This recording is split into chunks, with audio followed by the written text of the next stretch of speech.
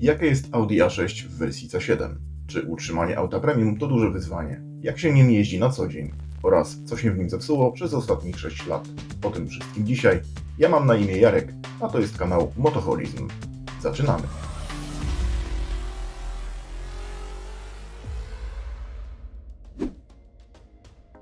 Witajcie w miejscu dla uzależnionych od motoryzacji, w którym interesujemy się wszystkim, co ma silnik i daje frajdę z prowadzenia. Niezależnie od tego, ile ma kół, lat, jak szybko jeździ, czy ile jest warte. A dzisiaj, dzięki uprzejmości Darka, obejrzymy bliżej jego Audi A6 C7 w wersji Avant. No to od początku. Audi A6 pojawiło się na rynku jako następca popularnej serii 100. W pierwszej odsłonie z 1994 roku było właściwie jedynie odświeżoną wersją setki C4, zachowując bardzo konserwatywną sylwetkę. Rewolucja przyszła w 1997 roku wraz z kolejną generacją, która była już zupełnie nowym, zaprojektowanym od początku modelem. Dziś wygląd A6 C5 już nam się opatrzył, ale w końcu lat 90. wizualnie była to zmiana dosyć szokująca. Następca, czyli wersja C6, obłe linie zastąpił nieco kanciastymi, ale pozostał wierny stylowi poprzednika. Wersja C7, którą dzisiaj zobaczymy, to przejście Audi na kolejny poziom, zwłaszcza jeśli chodzi o stylistykę, ale także elementy wyposażenia. C7, po zaliczeniu po drodze liftingu, było produkowane do roku 2018, po czym zastąpiła ją obecna generacja A6, czyli C8.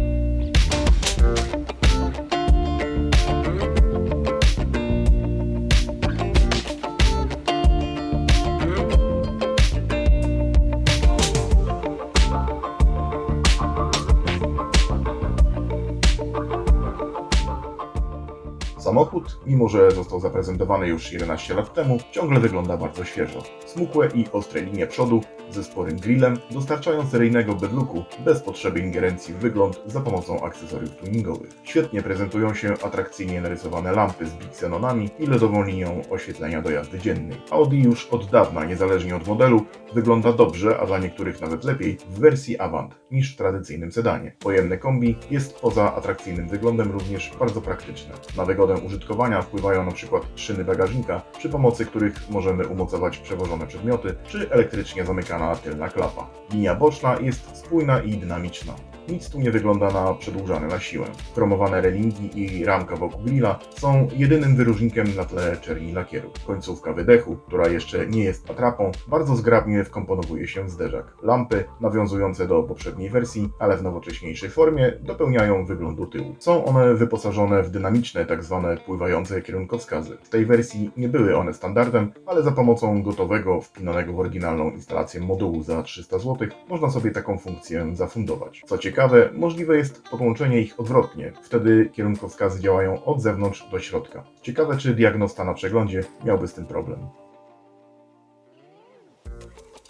Podróżowanie Audi od zawsze było przyjemnym zajęciem i nie mówię tu o osiągach czy wyposażeniu, ale o dopracowanym wnętrzu auta i rodzaju użytych materiałów. To jest być może zupełnie subiektywne odczucie, ale spośród wielkiej niemieckiej trójki Mercedesa, BMW i Audi, to właśnie ta ostatnia marka daje według mnie najbardziej wyraźne poczucie, że znajdujemy się w klasie premium. Spasowanie elementów, faktura materiałów, dokładność wykończenia, wszystko to składa się na to wrażenie. Siedząc za kierownicą widzimy zgrabną, zakrzywioną deskę rozdzielczą, która przechodzi płynnie w drzwi, szeroki tunel środkowy i sensownie rozlokowane przyciski. A szóstka tej generacji stoi w pół kroku między tradycją a nowoczesnością. Co mam na myśli? Weźmy zegary. Rozstawiono je szeroko, żeby między nimi zmieścił się spory kolorowy wyświetlacz, ale same wskazówki są jeszcze po staremu analogowe i całość, zwłaszcza podświetlona nocą, wygląda naprawdę świetnie. Auto posiada już dosyć rozbudowany system inforozrywki MMI i tak, ekran sterczy już pionowo po środku, ale jeśli tylko chcemy, możemy go jednym przyciskiem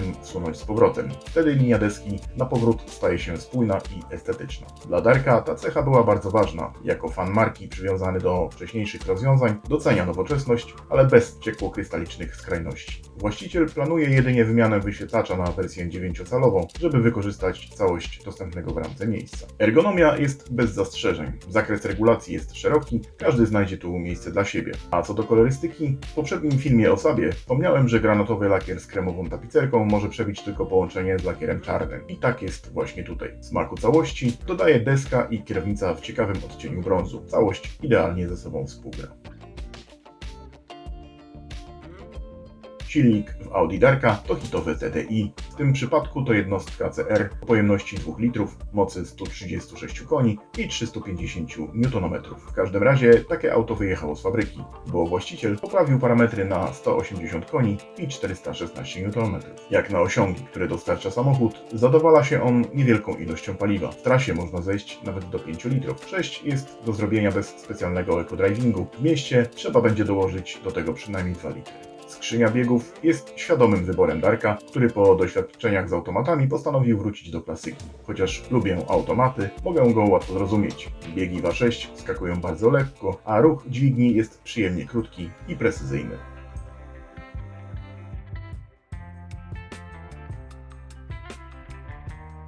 Jak przystało na klasę średnią, Audi A6 prowadzi się komfortowo. Dla tych, którzy wolą bardziej bezpośredni kontakt z autem, seryjne 17-calowe felgi z wysokim profilem opony mogą być trochę za miękkie.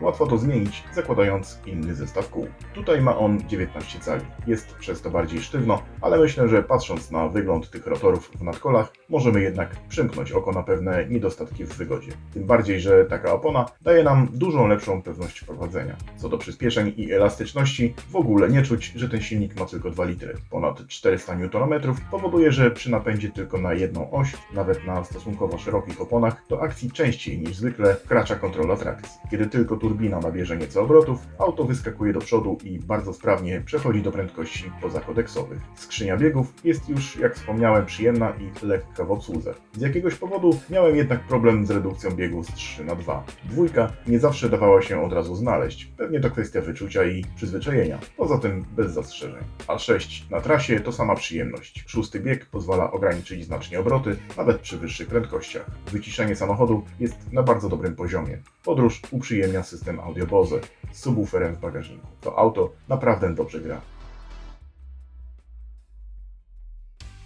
Audi, które dzisiaj oglądamy, znajduje się w rękach obecnego właściciela od 6 lat. Zostało kupione jako 3-letnie po gruntownym sprawdzeniu w ASO. Kontrola na stacji i późniejsza analiza wszystkich zapisanych w kluczyku danych potwierdziły dobry stan auta. Dzisiaj, po blisko 60 tysiącach przejechanych kilometrów, można stwierdzić, że ten samochód jest praktycznie bezawaryjny. ASO Audi zaleciło wymianę oleju co 30 tysięcy kilometrów, ale przezornie jest on wymieniany co 12-15 tysięcy. Na marginesie jego stan sprawdzimy już tylko za pomocą komputera. Bagnetu w silniku tutaj nie ma. Do wymiany przy 200 tysiącach kilometrów serwis zakwalifikował pasek rozrządu. Właściciel zdecydował się przezornie, że zrobi to 30 tysięcy kilometrów wcześniej. Warto zadbać o dobrą jakość paliwa. Przyda się do tego wymiana filtra. Znajduje się w trudno dostępnym miejscu. Dobrze jest zwrócić uwagę, żeby po zamontowaniu nowej części przeprowadzone zostało przelanie paliwa przez filtr za pomocą podpiętego komputera, który wymusi pracę układu. Auto nie przeszło żadnych typowych dla naszego rynku ulepszeń.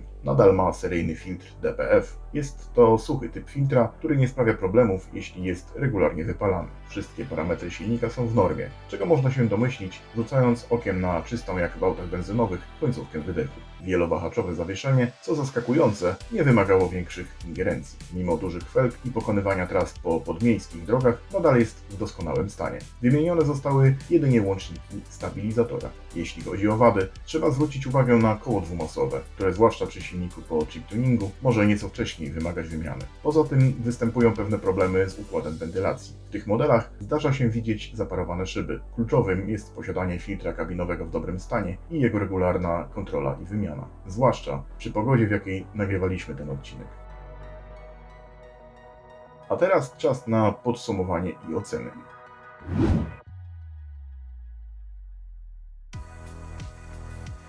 Rasowy przód, dynamiczne kształty i dobrze wyglądające felgi. Do tego czarny kolor i wszystko jasne.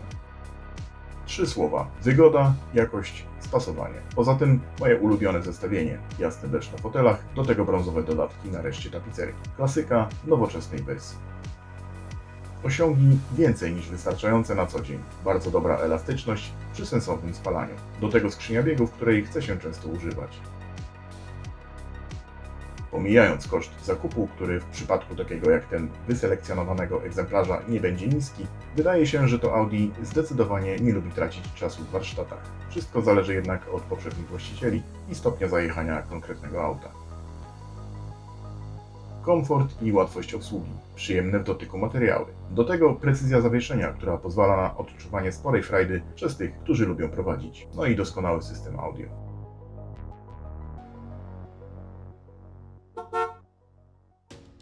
I to już wszystko na dziś. Jeśli macie ochotę na więcej, to rozważcie użycie tego przycisku pod spodem. Wtedy nie przegapicie nowych odcinków. A już teraz zapraszam do obejrzenia kolejnych filmów. Poprowadzą Was do nich miniaturki, które pojawiły się właśnie na ekranie. To o czym teraz?